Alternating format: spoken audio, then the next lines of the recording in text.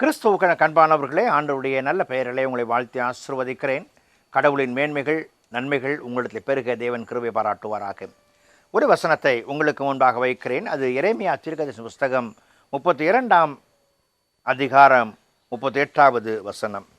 அவர்களின் ஜனமாயிருப்பார்கள், நான் அவர்கள் தேவனாயிருப்பேன். என் ஆண்டவர் தன்னுடைய படைப்புகளுக்கும் தனக்கும் உண்டான உறவை வழிகாட்டுகிறார். என்ன உறவு காண்பிக்கப்படுகிறது என்று சொன்னால், அவர்கள் என் ஜனம், நான் அவர்கள் தேவன். சொல்லுவாங்க, மச்சான் துணை இருந்தா மலை ஏறலாம், தம்பி இருந்தாக்க எல்லாத்தையும் செஞ்சு முடிச்சிடலாம் அப்படிம்பாங்க. தம்பியுடையான் படைக்கு அஞ்சான் என்று சொல்லி, இந்த உறவுகளின் உறவு முறைகள் சரியான விதங்களை அமைந்து செயல்படுத்தும் பொழுது மேன்மையான காரியங்களை நாம் காண்கிற மக்களாக இறைவனுடைய அன்புக்கு சாட்சிகளாக வலம் வருகிறோம். இங்கே ஆண்டவர் சொல்லுகிற அவர்கள் என் ஜனமாயிருப்பார்கள், நான் அவர்கள் தேவனாயிருப்பேன். இந்த வார்த்தை வேதத்தில் ஏறக்குறைய 9 முறை கையாளப்படுகிறது. என் ஜனம், நான் அவர்கள் தேவன் என்கிற வார்த்தை. அநேக முறைமைகளில் படைப்புகள் படைப்பாளரை விட்டு பின்வாங்கி போவதும், படைப்பாளருடைய சப்தம் கேட்கும் பொழுது குந்தி குந்தி இரு மனதோடு நடப்பதும், அவரை விட்டு தூரம் விலகி போவதும் உண்மை என்று சொன்னாலும் கூட படைப்பாளர் தன் படைப்புகளை விட்டு ஓரம் போகிற ஆண்டவராய் இல்லாதபடிக்கு, என்னுடைய படைப்புகள் என்னில நலங்களை வளங்களை பெற வேண்டும் என்கிற வாஞ்சியோடு வருகிற தேவனாய் காணப்படுகிறார். அன்புக்குரியவர்களே, என் தேவனுடைய படைப்பின் நோக்கம் அதை தேடுதல் வேட்கையாய் மாற்றி அதை சொந்தமாக்கிக் கொள்ள எத்தனைக்கும் பொழுது சொந்தங்கள் அவருக்குள்ளாய் வாழ்கிற நிலை நமக்கு வர வேண்டும். பாருங்கள், இந்த சீரமைப்பு, இறைவனுக்கும் மனிதனுக்கும் உண்டான சீரமைப்பு எங்கே சரி செய்யப்பட வேண்டும்? வேதம் சொல்லுகிறது, எரேமியா தீர்க்கதரிசன புஸ்தகத்தில், என் ஜனம் என்னை விட்டு போய் தங்களுக்கென்று வெடிப்புள்ள தொட்டிகளை உண்டாக்கி கொண்டார்கள். என்னை விட்டு விட்டார்கள், வெடிப்புள்ள தொட்டிகளை உண்டாக்கினார்கள் என்று சொல்லி பார்க்கிறோம்.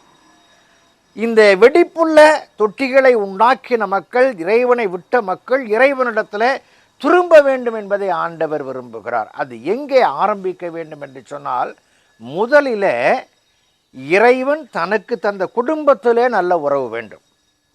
குடும்பத்திலே உறவு இல்லை என்று சொன்னால் நாம் வேறு எங்கும் உறவுகளை நாம் காண முடியாது. தாய் தகப்பன் பிள்ளைகள் கூட பிறந்தவர்கள் என்று சொல்லுகிற அந்த உறவிலே காணப்படுகிற தன்மை.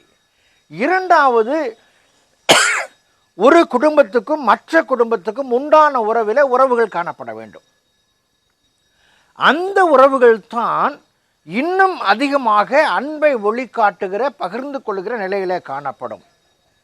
அடுத்து எங்கே உறவு காணப்பட வேண்டும் என்று சொன்னால், திருச்சபைகளில் உறவு காணப்பட வேண்டும். பல குடும்பங்களின் கூட்டமைப்பாக இருக்கிற திருச்சபையில் உறவுகள் காணப்பட வேண்டும். நமக்கு நன்றாக தெரியும், இந்த நாட்களில் பதவிக்காக அல்லது பொறுப்புகளுக்காக, ஆன்மீக வளர்ச்சிக்காக யாரும் போராடுவதில்லை.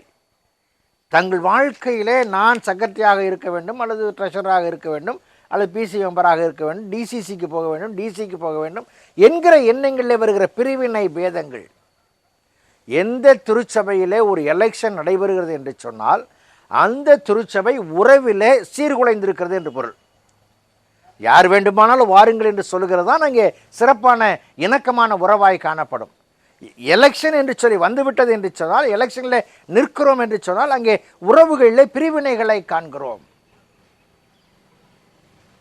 அதுக்கு அடுத்து சமூகத்தில் பணியாற்றுகிற இடங்களில் இதை தெளிவாய் புரிந்த ஆண்டவர் உறவின் மேன்மையை மகத்துவத்தை வெளிக்காட்டும்படியாக சொல்லுகிற வார்த்தை பாருங்கள். லூக்காயில் நற்செய்தியினுள் 2ஆம் அதிகாரம் 14வது வசனத்தில், உன்னதத்திலே தேவனுக்கு மகிமையும் பூமியிலே சமாதானமும் மனுஷர் மேல் பிரியமும் உண்டாவதாக என்று சொல்லி தேவனை துதித்தார்கள். என் தேவனுடைய நாமம் மகிமைப்பட வேண்டும் என்று சொன்னால் முதலாவது என்ன? மனுஷர் மத்தியிலே ஒரு பிரியம், உறவு ஏற்பட வேண்டும். அந்த மனுஷர் மத்தியிலே உறவு ஏற்பட்டால், பிரியம் ஏற்பட்டால் தான் பூமியிலே சமாதானம் இருக்கும். பூமியிலே சமாதானம் இருந்தால்தான் உன்னதத்திலே தேவன் மகிமைப்படுவார். என் தேவன் உறவை விரும்புகிற தேவன். அவர் தன்னுடைய படைப்புகளோடு உறவை வைக்க விரும்புகிறார். அந்த படைப்புகளை அவர் ஆசீர்வதிக்கிறார். அந்த ஆசீர்வாதத்தை சுவீகரிக்க வேண்டும் என்று சொன்னால் அடிமட்டத்திலிருந்து உறவை ஆரம்பிப்போம். பூமியிலே சமாதானத்தை கொடுப்போம். இறைவனுக்கு மகிமை சேர்ப்போம். கடவுள் நம்மை ஆசீர்வதிப்பார். ஜெபம் செய்வோம். பரிசுத்தமும் கிருபையும் நிறைந்த நல்ல இயேசு சுவாமி, இந்த நாளுக்காய் இந்த வேளைக்காய் நன்றி செலுத்துகிறோம். அன்பின் கரங்களை எங்களை தாழ்த்துகிறோம். சாமி, நீர் எங்களோடு உறவை ஏற்படுத்தி அவர்களின் ஜனமாய் இருப்பார்கள், நான் அவர்கள் தேவனாய் இருப்பேன் என்று சொன்ன வார்த்தையை நிறைவேறும்படியாக நாங்கள் நீர் எங்களுக்கு தந்தவர்களோடும் உம்மோடும் சரியான உறவை கடைபிடிக்க உதவி செய்யும், பலப்படுத்தும். இயேசுவின் ஜெபிக்கிறோம். ஜெபங்கள் பிதாவே, ஆமென்.